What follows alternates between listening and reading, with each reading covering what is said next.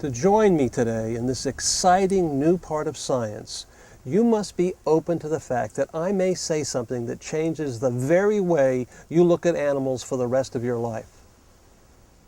My research now is to begin to identify specific sounds related to labels, or what we call words, and objects and behaviors, so that I can begin to build some kind of lexicon of words that dolphins have.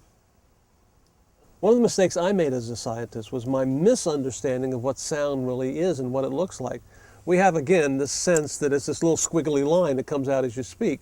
And in fact, if you put microphones all around me, you find that when I speak, it comes out literally like a bubble, this giant bubble that moves forward. So we have discovered a way to take those outgoing sounds, slice across them, and take a picture of them that represents the sound that that animal is using to label whether it's a fish or a ball or danger or whatever it is, and that's how we're beginning to build the lexicon.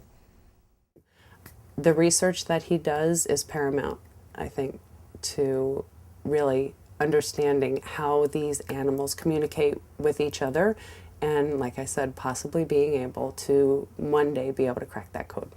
I think he's building, I really think he's building that Rosetta Stone right now, especially with the CymaGlyphs.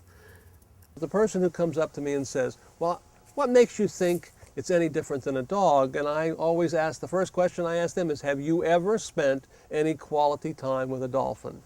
Because if you had, you wouldn't be asking me this question. You saw me talking to my dog and interacting, but what wasn't going on is the dog wasn't talking to me.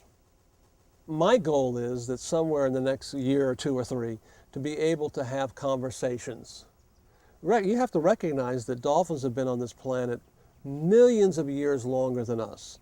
They understand the history of this planet much more than we do. So if I'm able to break that code, hopefully we'll be able to learn about things about this planet that we've never known before.